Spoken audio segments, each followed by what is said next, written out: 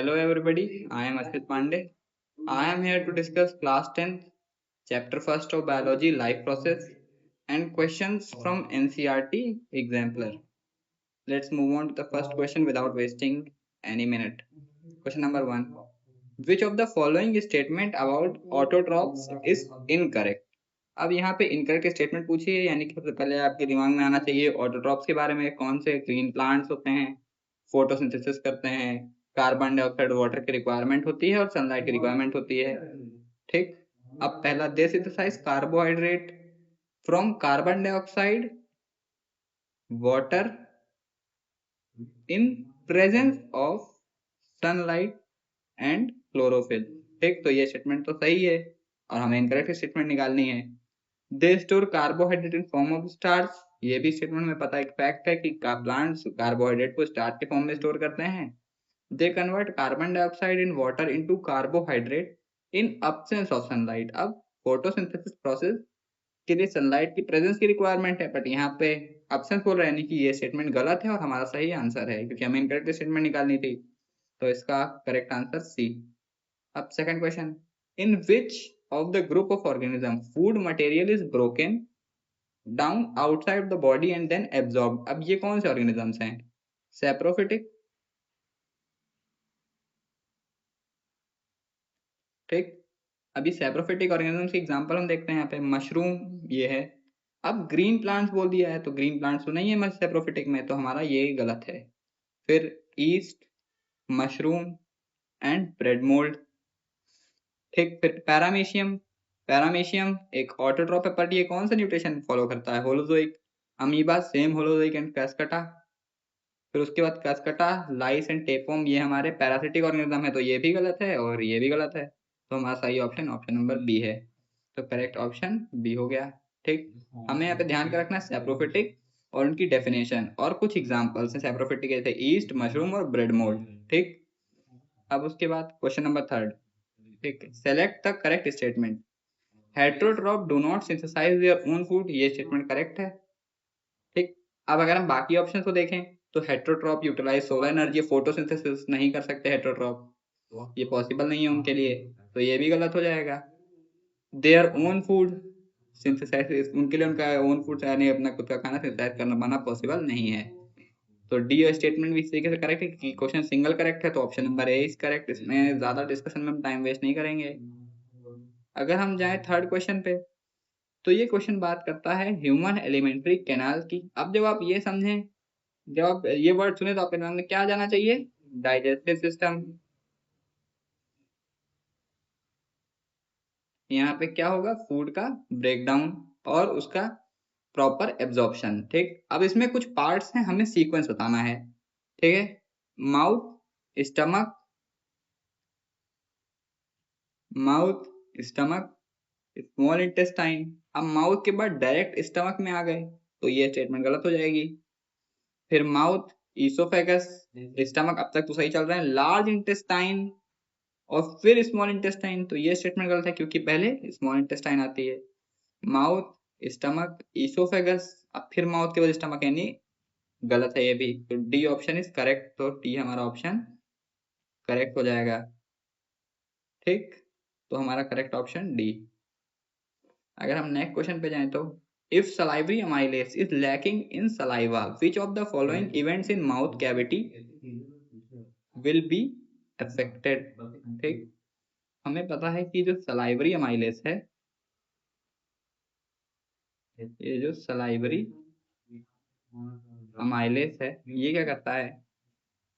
Break down of, इसका breakdown करता है, ये ब्रेकडाउन ऑफ कार्बो कार्बोहाइड्रेट। ठीक, अब देखिए कैसे करता है। मान लीजिए अगर ये कॉम्प्लेक्स कार्बोहाइड्रेट कुछ ऐसा दिख रहा होगा, तो ये इसको कैसा लाके कर देगा? सिंप्लीफाइड वर्जन में ऐसा, यही करता है। अब अगर सलाइवरी अमाइलेज नहीं होगा या फिर मान लीजिए कम होगा, लैकिंग बोला है यानी कि कम अमाउंट में प्रेजेंट है, तो इससे क्या होगा? ये जो प्रोसेस यहाँ पे हो रहा है ये नहीं हो पाएगा। Protein breaking down in into amino, ये तो गलत है। Starch breaking down into sugar, ये स्टेटमेंट सही हो जाएगा। अब फैट्स का ब्रेकडाउन नहीं होता और विटामिन का एब्जॉर्प्शन भी नहीं हो सकता है। क्योंकि हमें हमारी सही स्टेटमेंट भी मिल चुकी है। ठीक, हम आगे जाते हैं 6 पे। The inner lining of stomach is protected by one of the following from hydrochloric acid, choose the correct one. ठीक, हमें पता है कि हमारे स्टमक में क्या होता है, HCl होता है। कहाँ पे, स्टमक में। ठीक, अब HCl मान लीजिए अगर ये हमारा स्टमक है इस शेप का, अरे सॉरी, मान लीजिए कि अगर हमारा ये हमारा स्टमक का एक पार्ट है। ठीक, तो फिर इसमें क्या होगा, यहाँ पे कोई एक लेयर होगी जो हमारे स्टमक को एसिड से बचाएगी।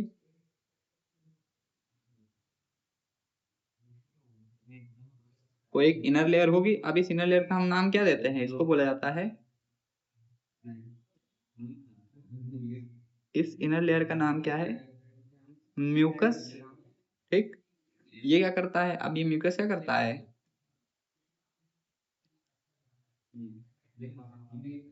प्रोटेक्ट फ्रॉम HCl, और किसको करता है, स्टमक को।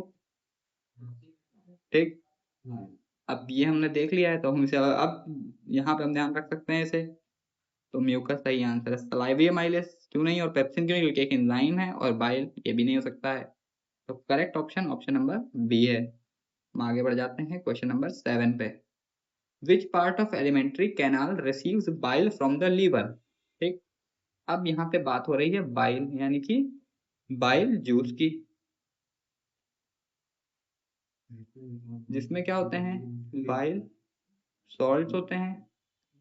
अब ये बाइल सॉल्ट्स में क्या होता है, मतलब ये करते क्या है? अगर हम बात करेंगे फंक्शन की तो ये क्या है, इमल्सिफिकेशन, इमल्सिफिकेशन ऑफ फैट।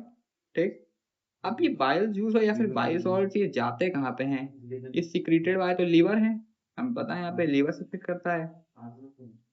और अब ये जो लीवर सिक्रीट करता है तो ये कहाँ पे जाते हैं, जाते हैं स्मॉल इंटेस्टाइन। ठीक, तो हमारा सही आंसर है स्मॉल इंटेस्टाइन। अब क्वेश्चन नंबर 8 अगर हम देखें तो फ्यू ड्रॉप्स ऑफ आयोडीन। अब आयोडीन की प्रॉपर्टी क्या है, ये एक स्टार्च का इंडिकेटर है। अगर आपको यही चीज पता होगी तो आप ये पूरा सवाल कर सकते हैं। Added to rice water, rice water में क्या होता है, presence of starch, presence of starch. ठीक, सॉल्यूशन टर्न, अब ये ब्लू ब्लैक कलर यहाँ पे दिया, तो ये ब्लू ब्लैक कलर क्या है, ये इंडिकेशन ऑफ स्टार्च है, इंडिकेशन ऑफ स्टार्च है। ठीक, तो अब यहाँ पे सही ऑप्शन हमारा क्या हो गया, ऑप्शन नंबर डी, जो कि है starch.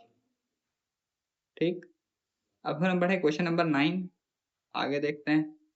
Which part of alimentary canal food is finally digested.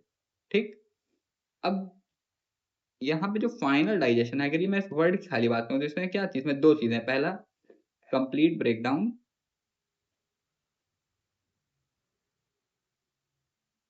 ये किससे होता है, एंजाइम से। और इसमें जो दूसरी इंपॉर्टेंट चीज है वो क्या है, एब्जॉर्प्शन, ये किससे होता है, विलाय से। ठीक, अब हमें बताया गया कि ये कहाँ पे होता है एलिमेंट्री कैनाल में, तो स्टमक में ये नहीं होता, क्योंकि यहाँ पे क्या होता है, पेप्सिन और HCl। तो यहाँ पे सारे के सारे न्यूट्रिएंट्स का डाइजेशन तो नहीं होना चाहिए, कि पेप्सिन तो खाली है डाइजेशन ऑफ प्रोटीन के लिए रिस्पॉन्सिबल है, माउथ कैविटी ये भी नहीं। लार्ज इंटेस्टाइन यहाँ पे क्या होता है, एब्जॉर्प्शन ऑफ वाटर, तो ये भी गलत हो गया। तो हमारा सही आंसर है ऑप्शन नंबर डी। यहाँ पे क्या होते हैं, एंजाइम्स होते हैं। एंजाइम्स इनको सीक्रेट कौन करता है, बाय पैनक्रियास। और इसमें दूसरी क्या चीज है, इसमें विलाय है, ये क्या करते हैं, एब्जॉर्प्शन। ठीक, अब अगर हम नेक्स्ट क्वेश्चन देखें तो फिर choose the function of pancreatic juice, pancreatic juice. ठीक, फ्रॉम द फॉलोइंग। अब इसे सिक्रीट पैंक्रियाज ही कर रहा है। इसमें हमारे पास क्या है, 3 एंजाइम्स हैं पैनक्रियाटिक जूस में, 3 एंजाइम्स है। पहला ट्रिप्सिन, लाइपेस, और तीसरा क्या है हमारा, अमाइलेस। ठीक, अब ये 3 एंजाइम्स के बारे में हमसे सवाल है। ट्रिप्सिन डाइजेस्ट प्रोटीन, तो ट्रिप्सिन किसके लिए रिस्पॉन्सिबल है, डाइजेशन ऑफ प्रोटीन। ठीक, एंड लाइपेस कार्बोहाइड्रेट के डाइजेशन के लिए। तो ये स्टेटमेंट तो गलत है क्योंकि लाइपेस रिस्पॉन्सिबल है डाइजेशन ऑफ फैट, किसमें, फैटी एसिड में। ठीक, तो ये स्टेटमेंट गलत हो जाएगी। Trypsin digest emulsified fat and lipase protein. अब लाइपेस प्रोटीन का हमने देखा, लाइपेस फैटी एसिड के लिए, तो ये स्टेटमेंट भी गलत है। Trypsin and lipase digest fat, trypsin protein के लिए है, तो ये भी गलत। Trypsin digest protein and lipase emulsified fat, तो ऑप्शन नंबर डी हमारा करेक्ट है। तो करेक्ट ऑप्शन हो जाएगा ऑप्शन नंबर डी। तो आज के लिए बस इतना ही। अगर आपको ये डिस्कशन पसंद आया हो और समझ में आया हो तो फिर आप हमारी नई वीडियो का इंतजार करें। अब अगली बार और क्वेश्चंस और इससे भी अच्छे क्वेश्चंस के डिस्कशन करने की कोशिश करेंगे, और हम कोशिश करेंगे कि हम नई वीडियो ला सकें लाइफ प्रोसेस की कंप्लीट चैप्टर समरी के ऊपर। And thank you, keep learning and keep growing.